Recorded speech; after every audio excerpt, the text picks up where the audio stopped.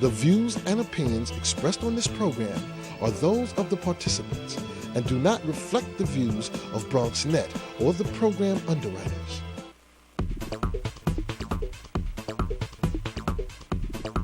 BronxNet. Your voice, your views, your vision.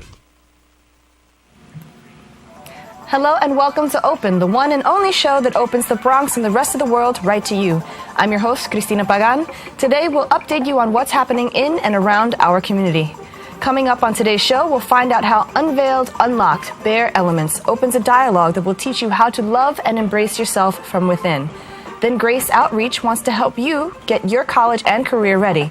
Find out if you qualify for their preparation programs. It may just be free, but you'll have to stay tuned to find out. After that, the Westchester Square Merchants Association presents the 6th Annual Fair at the Square. Find out what's in store for this year's festivities. Then we'll sit down with the director of The Allen Report, a documentary that retraces the Pan-Africanist liberation legacy of the African Methodist Episcopal Church. And finally, May is National Foster Care Month, and the founder of Jamel Robinson Child Welfare Reform Initiative is here to tell us about the event designed to draw attention to the high number of teens in foster care. All this and much more is headed your way because we are now officially abierto.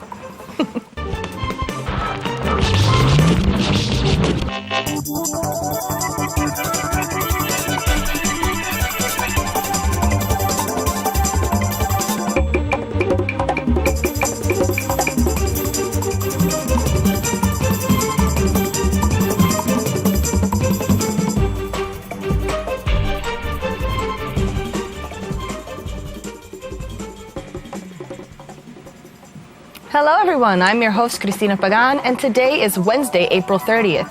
You are watching Open, the only live and interactive program that brings the Bronx and New York City straight to your TV set. We want you to stay connected to us. You can find us on Twitter at BronxNet TV and Facebook at Open BronxNet Television. Unveiled, Unlocked, Bare Elements is a part of a WHDC grant project of a 5-segment talk show series. Unveiled Unlocked celebrates the journey of the bareheaded woman and man of color. Here we have a screening of a trailer just for you. Take a look.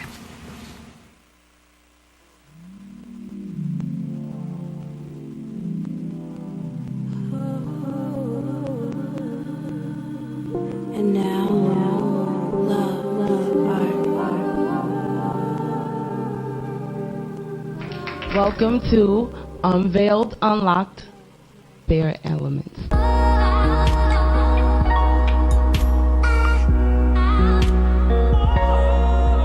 When I say unveiled, unlocked, I'm actually talking about unveiling the stories that keep us from fully being ourselves, so that when we're present, what we do is unlock those layers that keep us from doing other things that are so much more important than just our hair. Embracing the fact that they are bald, they're beautiful, they're wonderful, and they're great. But I wish that Unveil Unlock was around when I first lost my hair, because I know with them I would be able to deal better. So thank you.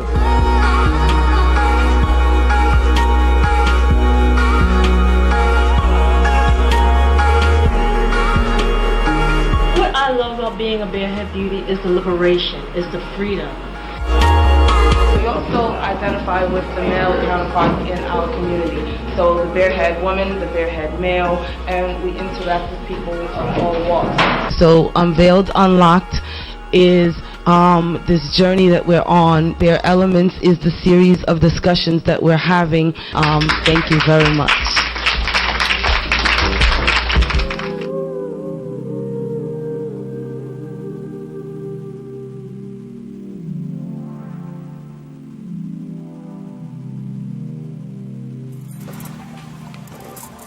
That was a wonderful look at Unveiled Unlocked. Here to tell us more is the founder of Unveiled Unlocked Bare Elements, Alethea Brown, and social media manager, Catherine Warren. Welcome, ladies. Good morning. Good morning. Thanks for having us. Great. Can you tell us how this movement got started? Well, it was a conversation that I started in a Starbucks with a couple of other people. One was my cousin and another barehead sister. And really what spawned the whole movement launching and going further than that conversation was the reaction that I got from men that I asked, what do you think about a barehead woman? Do you find her attractive? And the responses were very different than what I expected. So I started realizing, what would it look like if men had a voice and women could actually hear what men think of them?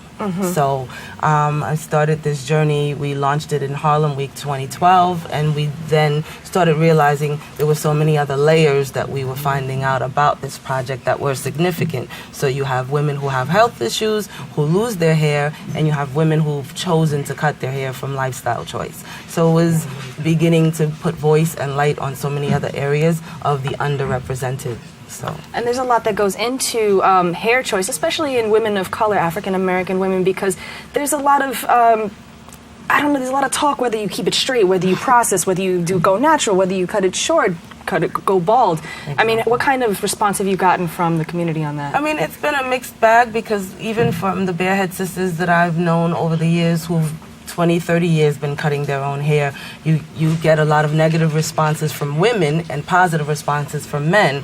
So there's a gamut of exchanges that you don't anticipate, and that's really why we open the dialogue. We make it okay to have those conversations. So we started doing a number of programs, and one of them that I call Pillow Talk, difficult conversations between genders. So we get people to make it okay to have that conversation, because how often can you get to ask someone what's going on inside? Right. And what you said that you got a negative response from females and more of a positive response from males. Why do you think that is? Well, sometimes women think that they understand better what men are attracted to. Right. So they get hostile when they see other women take that chance of doing something out of the norm. So you'll hear a lot of women saying that looks masculine or it's not feminine. You'll hear the charge of women about what they feel about themselves coming out on other women. So there's a competitive nature about women as well that you'll hear that come through a lot of times as well. I was actually a negative response. Really? Excuse me. Because I'm not comfortable with short hair. And at one point, for almost 12 years, I had no hair. I had a complete Caesar, and I did not like it. Everyone else around me loved it. My husband, my children, everyone thought I was absolutely beautiful, but I was not comfortable with it and just simply did it out of convenience and what others perceived that I should look like at the time. And how do you feel about yourself now your hair's a little longer? Well, it's a little longer. I needed a haircut, but I wasn't able to get one this morning. But that's, again, what this journey is about, because we go through so many journeys with our hair, from being hair to unhair. So at the moment, I could be at an in-between time, but the important component is how I feel. And sometimes, no matter if my hair is long or short, I'm not comfortable. And to be honest with you, I'm not really comfortable with short hair. Again, I still do it out of convenience, and I can get away with it. If I could have long braids or long locks coming down and I could shake talking to you, I would probably prefer that better. And there's deeper layers to that reason. And that's, again, why we, began Bare Elements, because there's so many layers. It's not just the surface. It's not just, well, I'm uncomfortable. Why am I uncomfortable? I can be this beautiful woman, this beautiful wife, this queen, walking around with this, confidence, and still down inside feel like a little girl who is not pretty enough. Right. It's a cultural and societal thing, especially, there's the American society that we have, and then our own ethnic and cultural backgrounds that put those elements on us, what we think of each other. I know I've had friends who struggled with, at the very least, going natural with their hair. And they look beautiful when they do it, but it's that big leap for them. But if you don't feel that way about yourself, no matter what the outsiders say or do, you're not going to feel comfortable enough to really have that confidence level. So making it okay changes those dynamics. Right. And you said that men have given a positive response. Why? That's very interesting to me, because I've always heard that men love women with long, flowing hair. And you would think that, but I've heard men say things like, one, I can finally touch your head, because when women get their hair done, they don't want a man touching their head. So that's a convenience. Two, there's a sensuality to it, because there's more access to touching that, and the sensitivity of your scalp is more accessible to that touch. So the sort of touch and response, if you will, is is another secondary part of it, but there's a confidence level that mostly men are attracted to, and that's where it really comes from. It kind of reminds me of the India Arie song, I Am Not My Hair. Exactly. And I think when you walk around with that, that is the attraction that men have. So the bare part of what their attraction is the fact that you felt comfortable enough to do it. So wow, you took that leap of faith. How beautiful you are that you're that confident that you can walk around with absolutely no hair or partial hair. Right. That's a very interesting perspective. Where can we find out more about this? Well, we have a ton of social media. Unveiled Unlocked is on Facebook, Twitter, LinkedIn, our trailers, Tumblr. We have a number of things. So if you just even Google Unveiled Unlocked, you will find out Bare Elements is part of this production. And where would you like to see this project go? Well, I think this is a global initiative. Tonight we're going to be doing a screening of one of the 5 segments at the Kennedy Center in Harlem. So for this evening, we'll show one of the segments and have a talk back. Because part of what we do is have live conversation around what it is that we're presenting so that the audience becomes part of the dialogue as well. So I would love to see this travel globally and have these open conversations everywhere and not just in people's homes, but out and about as well. And according to your listing, it says that it's not just for people who've made the choice to cut their hair, it's also for people who've had adverse effects from illnesses as well. So everybody's included. Yeah, so you'll see some women in our collective, you can't tell the difference between them, but there are some who have alopecia, lupus, cancer, and you can't tell the difference between those who've chosen and those who've had to embrace it because of health issues. Because when you embrace who you are and that you are, it all comes full circle. The confidence level is a healthier way emotionally of looking at yourself. Thank you, ladies, so much for joining us. Having us. We have to take a break, but we'll be right back with more of Open. Jimmy can't sing, and Tommy can't dance, so we're gonna put some ants in their pants. Aww. Kids will spend 22 minutes watching us, the super duper party troopers, singing about ants in their pants. Isn't that funny? Ants in their pants, they got ants in their pants, they got ants in their pants. Brushing for 2 minutes now can save your child from severe tooth pain later. 2 minutes, twice a day. They have the time.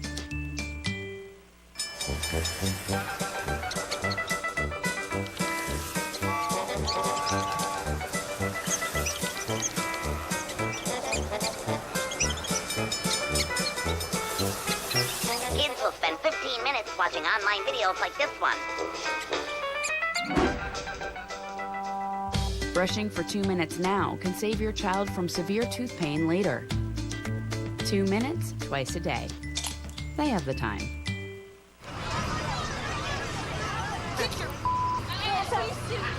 You're not sitting here. Yes, I am.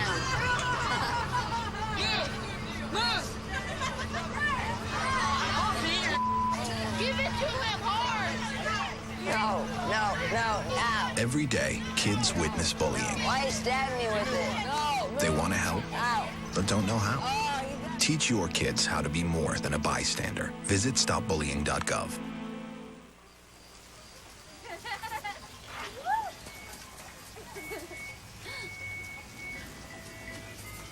Mom, can we get some ice cream? Please, Mom, please. No, we're having dinner soon. Please.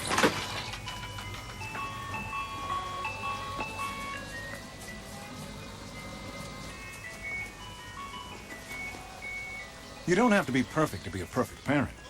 There are thousands of children in foster care who will take you just as you are.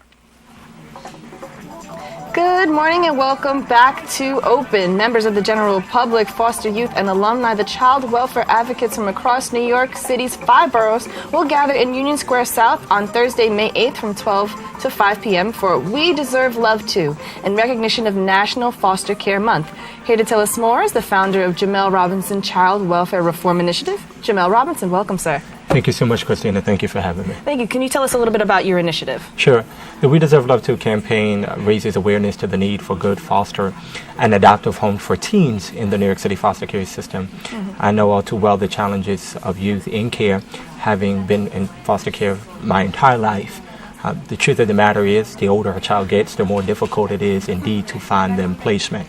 Right. And so I have been uniquely positioned to ensure that we do our our best work as hard as we can to find stability for youth who are growing up in a system that with adequate support, they can thrive.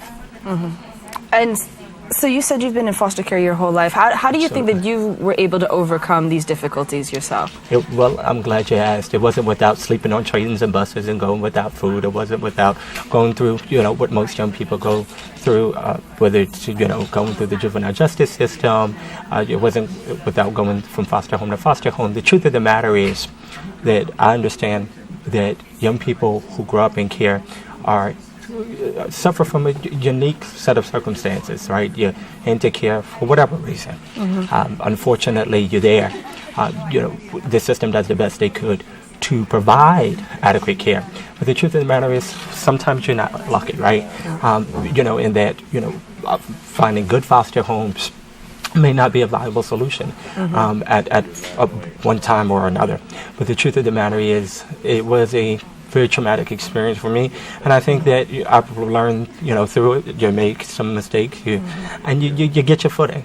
For me, I knew what it was not to have a steady foster and or adoptive family, not because no one didn't try, but the truth of the matter is it's difficult. Most foster parents are very apprehensive in taking in older teens, whether because you set in your ways. And so this was an outlet, a conduit in which we could really raise awareness to this issue and really find that level of stability for them, that the young people like myself won't have to retreat to homelessness while in care or even after care, because they are connected to forever families. And how did they become connected with your initiative? Well, through other foster and or adoptive agencies. What we particularly do is just really outreach to the general public to raise that level of awareness. It's the first youth-led campaign of its kind in the history of New York City. That really advocates through whether it's ads on subways and buses, in which we'll be doing this year, whether it's through newspaper ads, whether it's through conversations with elected officials about reaching out to the constituency. That's how we kind of do our outreach. We engraft the young people in the effort as well, and they go out to really, various communities to kind of do recruitment. So how many people do you have working with you on your initiative? We have about, at this particular point, about 5 agencies who work hand in hand, and then we have various corporate partners and young people. We have on average about 50 young people that participate in our outreach initiative. What's been the response you've gotten so far from the agencies when you first went to them and came up with this initiative and tried to get their support? Well, I got to tell you that we had great support. We had the Children's Village, who just stepped up. We had Grand Wyndham, Children's Services, who stepped up. We have, just a litany of, organizations, You Gotta Believe, who, advocates each day to find, stable homes for teens. And the New York City Administration for Children's Services. I mean, I'm delighted to have them on board and who is committed to assisting us. The Dave Thomas Foundation for Adoption, the Wendy's Foundation.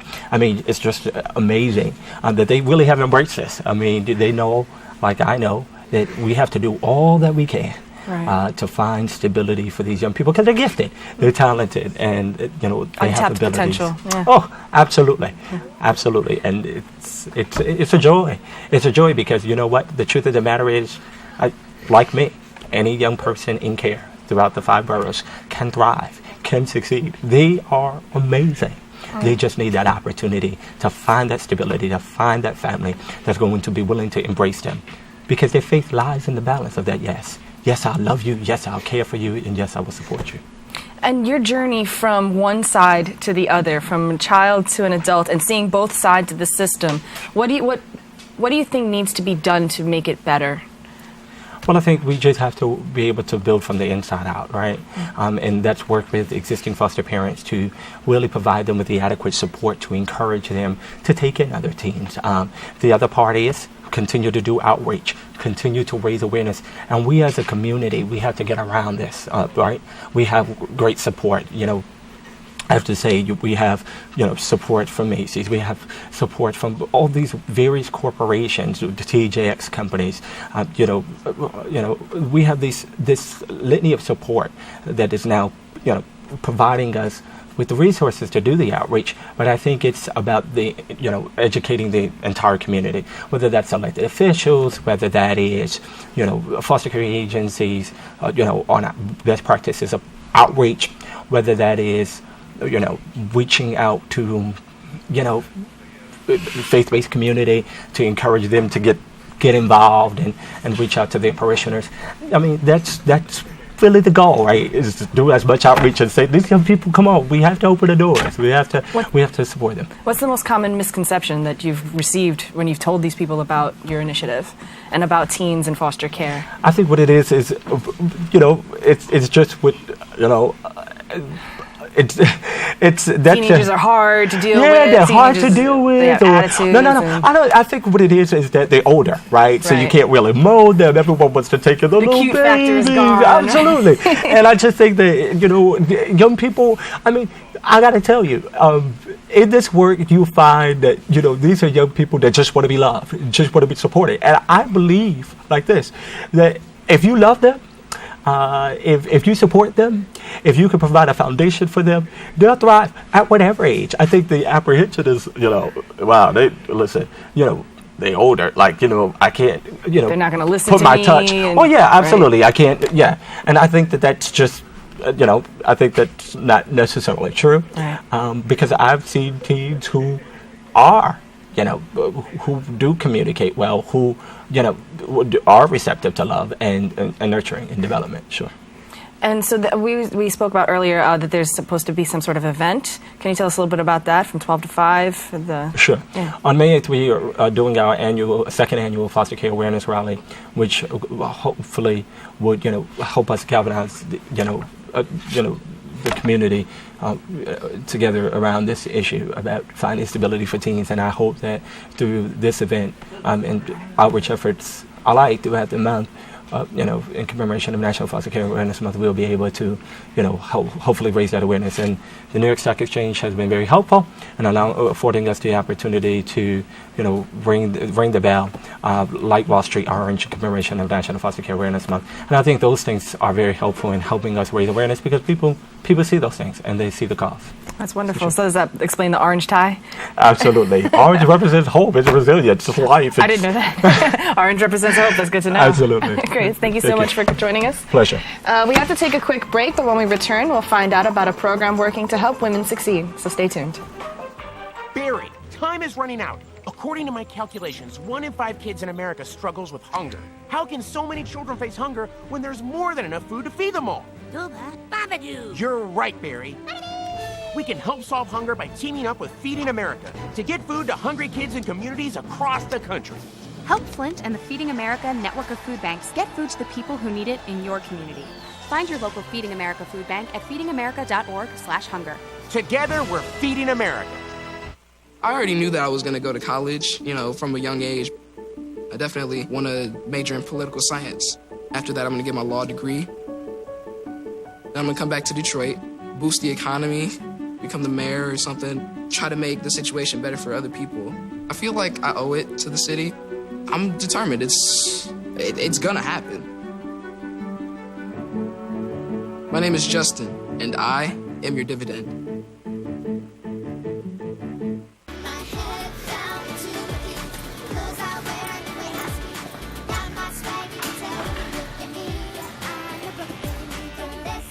I love being in classrooms like this one and learning new things. But I'm a Brooklyn girl, and I know school can be hard. It's demanding, and we kids have many distractions, lots of other things we could be doing. Sometimes even your friends may tell you that school isn't cool, that it isn't the place to be. Don't listen to them. There's nothing more important than education.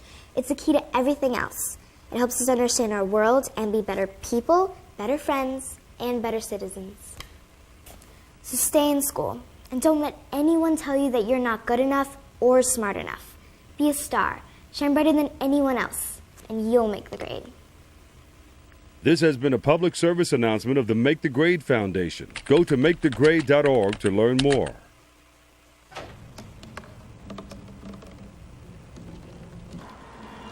Everybody has a dream.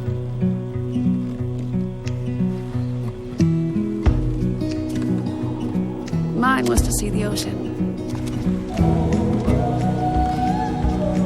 And with a little help, I made it.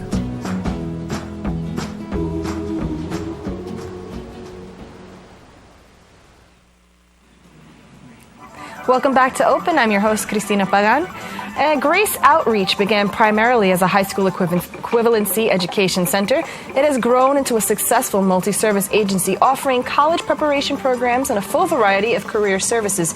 Here to tell us more is Grace Outreach Executive Director Andrew Rubinson and Grace Outreach students Charisse Barcine and Hillary Bruno. Welcome, ladies. Did I say that right?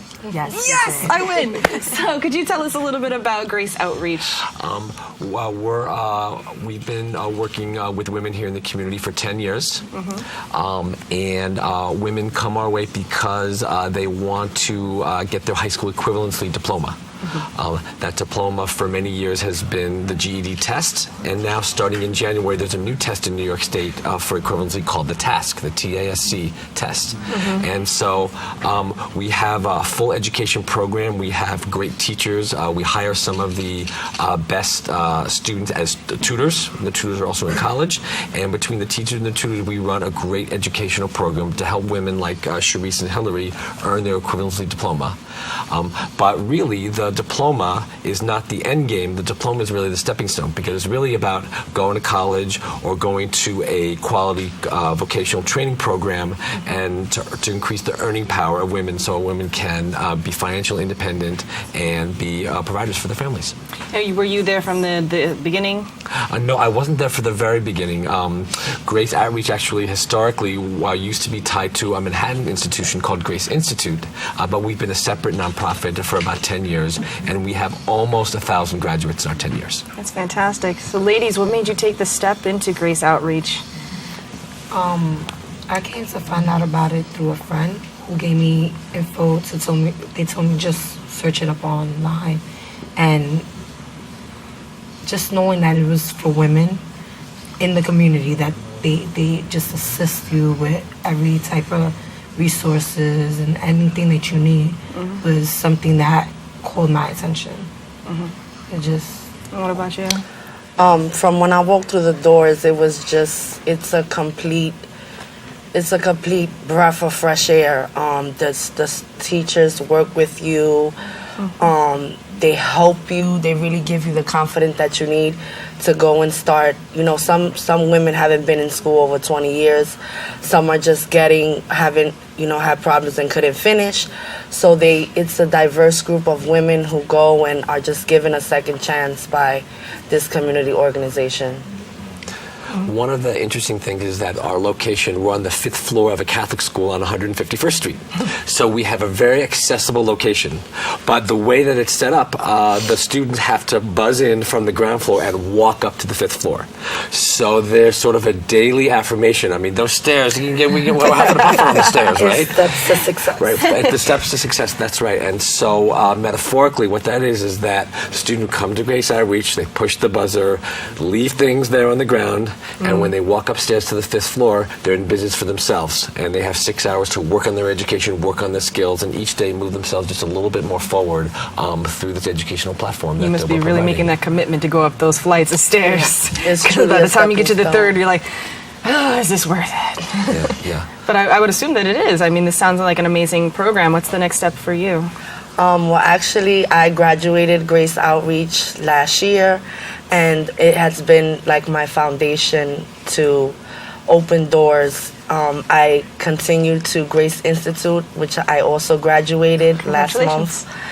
And it has just been an amazing journey with the Grace family. Do you feel different from when you started to now?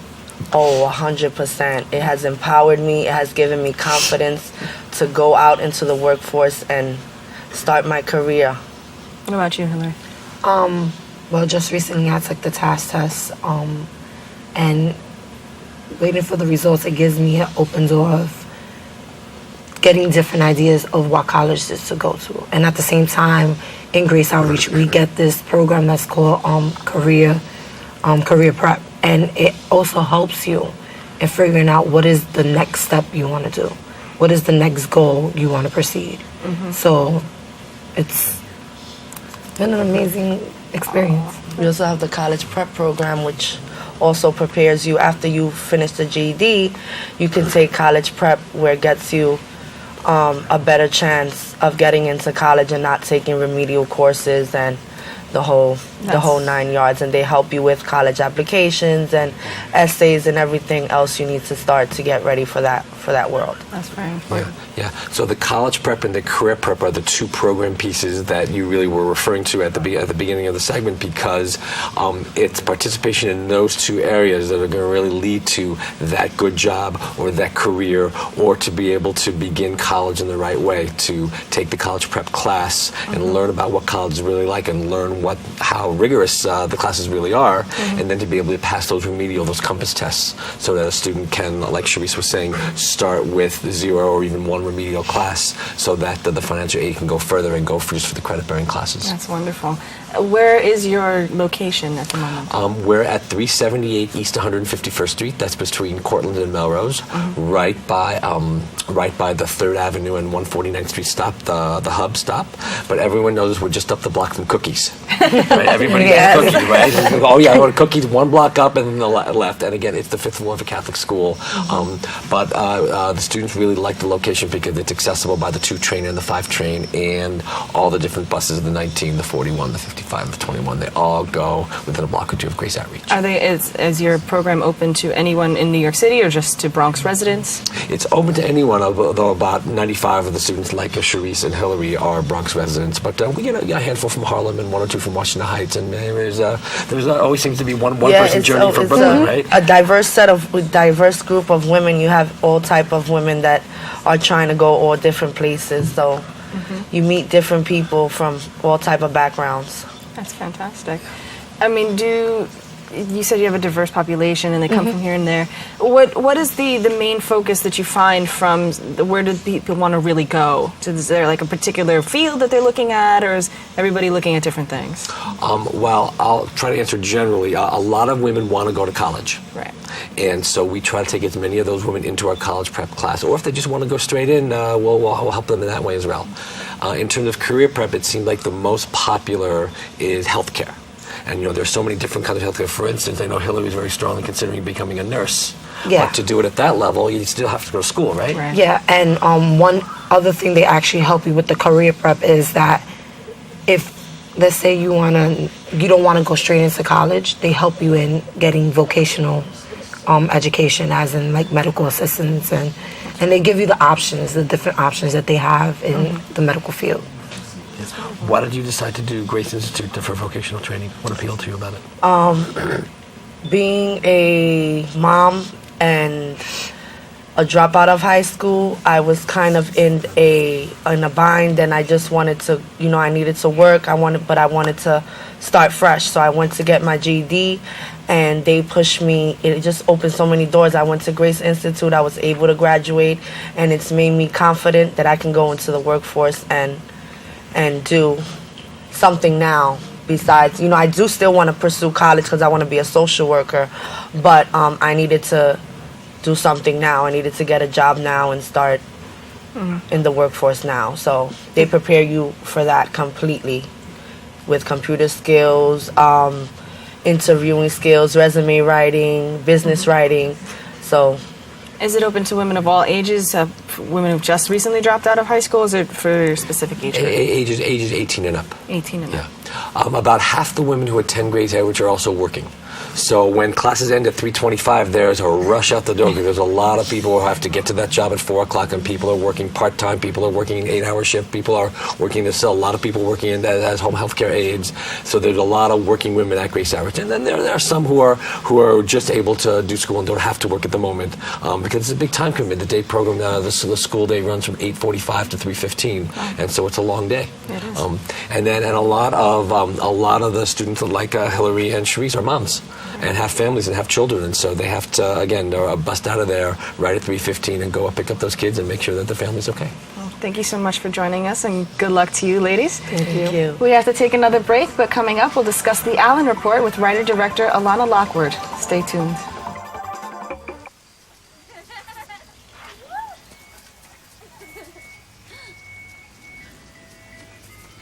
Mom, can we get some ice cream? Please, Mom, please. No, we're having dinner soon.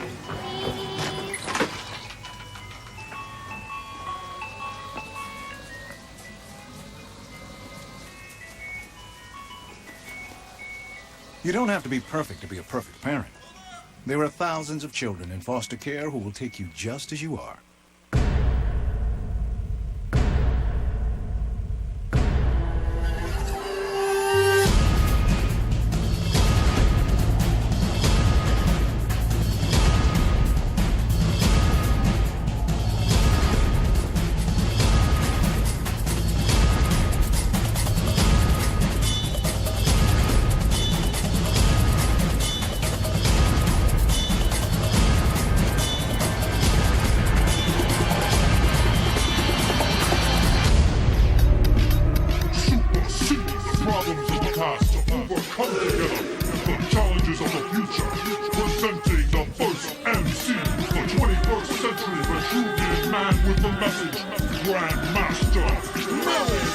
You gotta learn your body, pace yourself, and have fun. So let's go have fun. Let's go do it.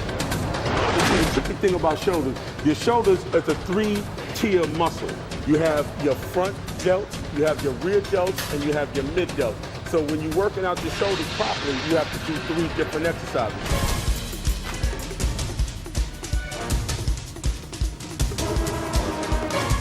It's wonderful being able to compete with a lot of these young guys from all over the world. It's important to stay in shape.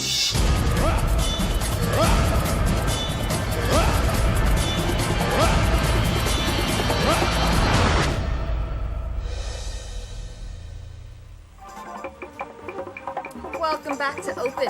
The Allen Report is a documentary film that retraces the Pan-Africanist liberation legacy of the African Methodist Episcopal Church in 3 different locations outside the U.S., united by common narratives related to struggles against enslavement and apartheid. The full documentary is scheduled for release in 2015. Joining us now is writer-director Alana Lockwood. Welcome. Thank you for having me. Thank you. So, how did you get started in researching this particular the African Methodist Episcopal Church, right? Actually, as I explained in the first part of the 50 minutes that I have put together as a work in progress, it's something that I actually inherit from my grandfather, George Augustus Lockwood Stammers, who wrote the first history of the Protestant Church in the Dominican Republic. And the African Methodist Episcopal Church is a very important part of this history.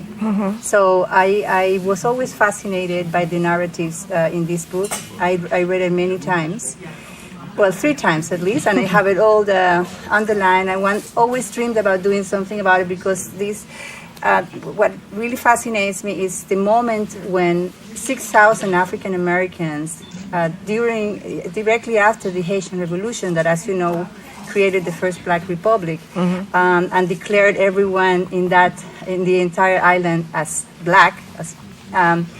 They were welcome, they were encouraged to move and resettle there.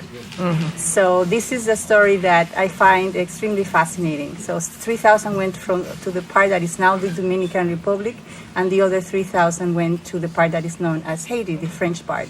So you know, we have a history of 2 different colonial powers, France and Spain mainly. So. Right. So what does your particular film focus on?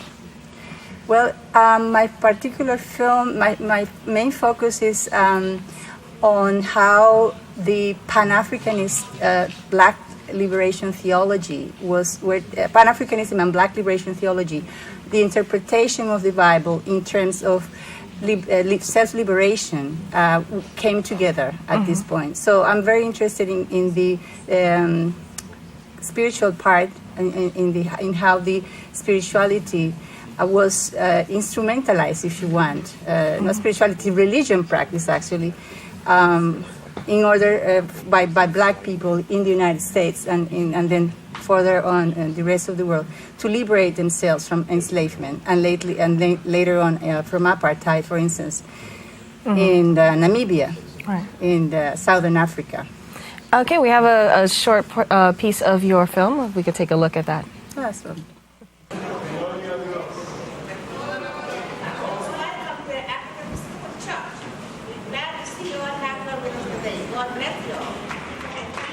A phenomenal narrative on black consciousness in the Protestant church would emerge from his frantic typing. In the footsteps of my grandfather, the following accounts connect some extraordinary oral legacies of the AME in Haiti, the Dominican Republic, and Namibia.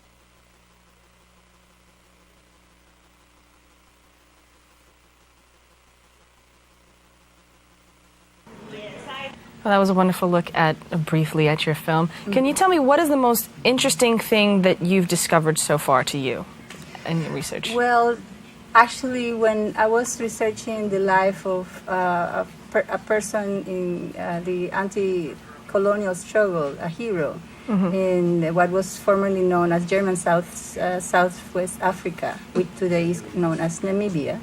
His name is Hendrik Witbooi. I was going to Namibia to talk about, to present a project that I have curated, because I'm also a curator. It's called Black Euro-Body Politics. I present that in Berlin and now also in Copenhagen. And then when I was trying to prepare for my trip in order to optimize my 3 days there, I found the name Witbooi, the last name, the surname, connected to the AME. And I couldn't believe it. So I was like, what is the connection? The thing is that Hendrik Witbooi himself was a man of faith, and he used the scriptures to counteract in very, very articulate letters his position against German colonization. He was killed in during the colonial war in Namibia between 1904 and 1908, and then one of his descendants, they all have like this ancestry, legacy, this connection to the way they organize themselves as a community. So the name Witbooi is a royal name. It's like how do you call this when aristocracy have their like lineages, right? So this is a lineage that has connected historically Christianity and anti-colonial fights. So one of his descendants, I think, is the third generation after him, Marcus Witbooi, in 1946. He decided to separate his congregation, his group of people, from the German mission. It's called the Rhenish Mission. And he was looking for a church that could reflect his vision of what the church should be. And the AME already had some congregations in South Africa. So he got in touch with them, and this is how the AME was founded there. Interestingly enough, I've just been for the first time at the Mother Bethel AME Church in Philadelphia, which is the original church founded by Bishop Richard Allen, the first black bishop in the entire world. He was ordained as such. And he separated himself from white Methodism because they were being discriminated against. Interestingly enough, abolitionism and Wesleyan theology, which is the basis of Methodism, were supposed to be the same thing. Right. Yeah, well, of course. but that's how pragmatism works, or did work, because he fought against that. And this place is an amazing place. It's a museum. It's a living body of people. And the Reverend Mark Tyler, the pastor that has the honor to be the pastor of this church, he told me on camera that right now the place in the world where there's the AME is growing dramatically is India. That's interesting. How exactly. is that? You asked me what do you find fascinating? That is very what I interesting. find fascinating is this transnational potential and of the AME, because it's this narrative, this legacy of liberation, that this is a church that was founded by black people and is against apartheid and white supremacy, openly so. Actually, they were Frederick Douglass, the AME Zion, that actually the host of this show is, what's his name, Darren? Darren Jaime, yes. Yeah, who's not here today. I researched him. He's the pastor of the AME Zion Church. And this is the AME, at the beginning they were the same, Absalom Jones and Reverend Richard Allen, but they split, so one created a church. Frederick Douglass was affiliated to both. And during the Civil War, he was recruiting black soldiers to fight against this. So then was a war against enslavement. Right. So it's a church that is very committed, it's very socially engaged, and totally, it's less radical today, it doesn't matter. I mean, openly so, but still the Underground Railroad, for example, they played a really important role. They were a haven, refuge, and one of the hubs of the Underground Railroad, specifically the wife of Reverend Richard Allen, Sarah Allen. After he died, she continued this. And this immigration that we have in the Dominican Republic, you saw a woman speaking English. They are descendants of this immigration from 1824-26 that speak English. It's between them. That's pretty amazing. They have the oral legacy of the accounts of how their families came through the Underground Railroad. Wow. So to me, it connects like black consciousness all over the world, and that's what to me is extraordinary about the AME. Have you received any backlash to your research? I've received a funding that I should name. Thanks for talking about receiving. I should give always credit to Fonprocine, the Dominican Republic recently created fund to encourage film production. And it's an important prize, and I just won it. Backlash? No. Everybody loves. That's wonderful. Yeah, how would you expect that there would be a backlash? I expect that a lot of times when people are researching people of color, that there's always going to be some sort of resistance, or at least a wall that you're going to hit at some point, just because at some point oral history stops or it changes and you may not be able to get past a certain point. So. Absolutely the opposite. That's wonderful. I have received incredible encouragement, amazing support and insights and connection and networking. What I can tell you that is a challenge of my research is because I'm trying to do a comparative analysis between what happened between the 3,000 that went to the Spanish side, the Dominican Republic, and the 3,000 that went to the French part. Right. Okay? And the part that went to Haiti, the narrative of it in Africana studies, it was that it's a failed immigration. Interesting. It's not the only one. There were 3 waves of immigration from the States to Haiti. So Haitian historians have not published on this subject. And African Americans, when they write about it, they don't write about the same group of people that went to the Dominican Republic. But there are scholars specialized have published already on the on the part of the Dominican Republic, like my grandfather. So I find it is a very symptomatic, very illustrative of the dichotomies and the contradictions and the absurdities of the relationship between the Dominican Republic and Haiti, which, by the way, this is my commercial for my book. I presented this on Monday. No, sorry, Friday. Today is Wednesday, right? At the Gregorio Luperon High School, which is a Dominican community high school. And the novel is dedicated to the relationships between Haiti and the Dominican Republic that I have researched for 2 decades at least. And this cover, according to the artist that actually lives here, her name is Gabriela Weinstenscher. She's from Israel originally, is her own depiction of what I narrate as the first African Methodist Episcopal Church in the Dominican Republic.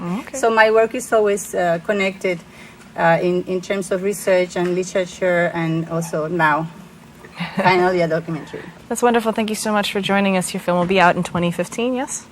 Yes, it will be. Hopefully. For sure. I know it has to. It has to be. Yes. We have to take a break, but when we return, we'll find out about an event that the whole family won't want to miss. So stay tuned. Hello, I'm Donja Lemon from Open 2.0 on BronxNet, the show by teens, for teens, and about teens. Catch us every Friday at 4:30 and anytime on the web by going to www.bronxnet.org.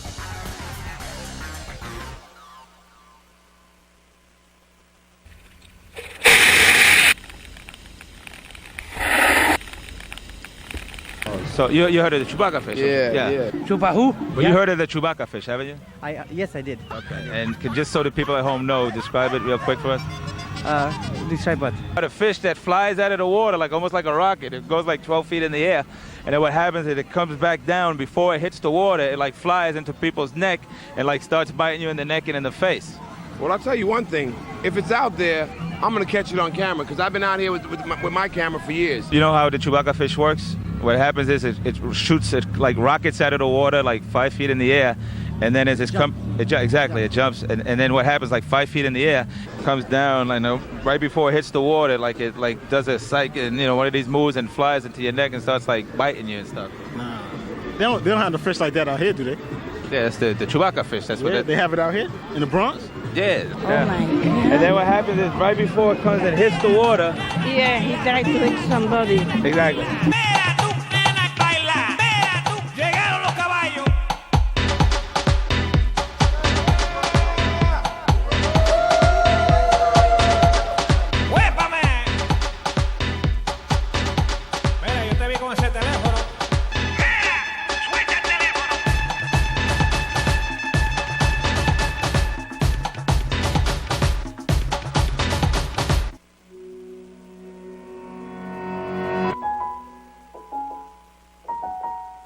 For those dealing with the struggles of caring for a loved one, we hear you. Visit aarp.org/caregiving for advice and support.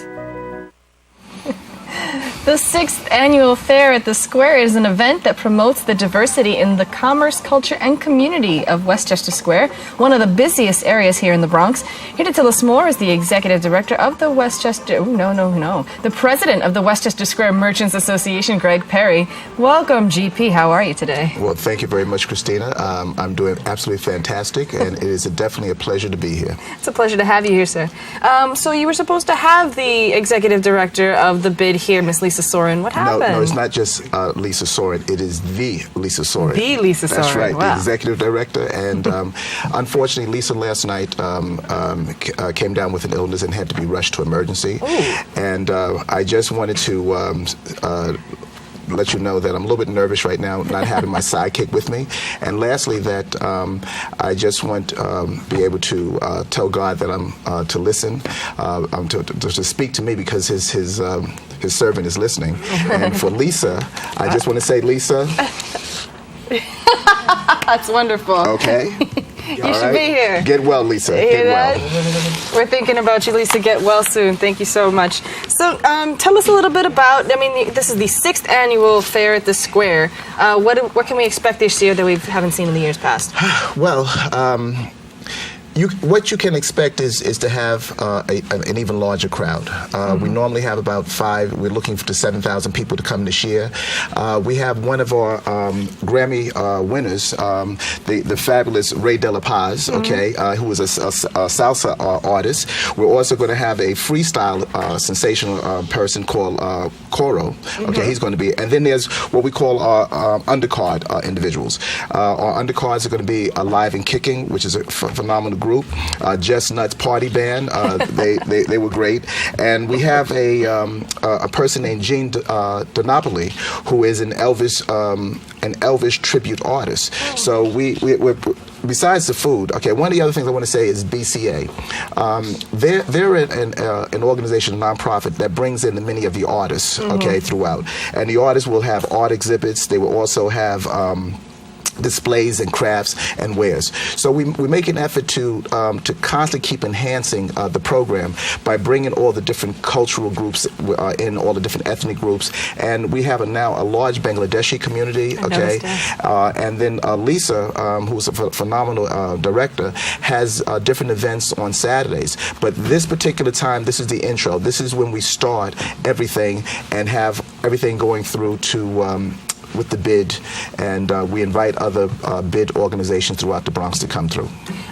Can you explain to us a little bit about what a bid is? I know we've had other people on here before, but maybe some people haven't heard about. Well, a bid is classified by the acronyms, the BID. It's a Business Improvement District, and within that, the mayor provides us with a grant, and I believe our grant was like $360,000 in order to enhance the overall community and merchants of the community. We have roughly between 140 and 154 stores, and our executive director finds ways to improve the business, the foot traffic, the marketing. And as far as marketing, the bid helped us do this particular calendar. It highlights and markets everyone in the area.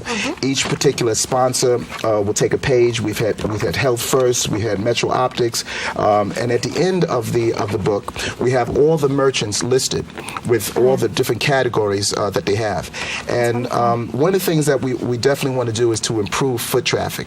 And what I make an effort to do, John Benizio came to me and said, Greg, do what you do. And I said, John, the only thing I do is make it help people motivate, recognize, and inspire. And in order to do that, he asked me to do some marketing with them, and we find all different ways of improving the foot traffic and the marketing mechanisms within the area. I love that. Motivate, recognize, and inspire. Motivate, recognize, and inspire. And what we want to do is create what we call the feel-good experience. And when you come down to the square, you will definitely have a feel-good experience because we have the bands, the music, the food, and so many great people that you can network with. And what time does the event start on Saturday? The event well, everyone gets there usually around 10 o'clock, but the event starts at 12.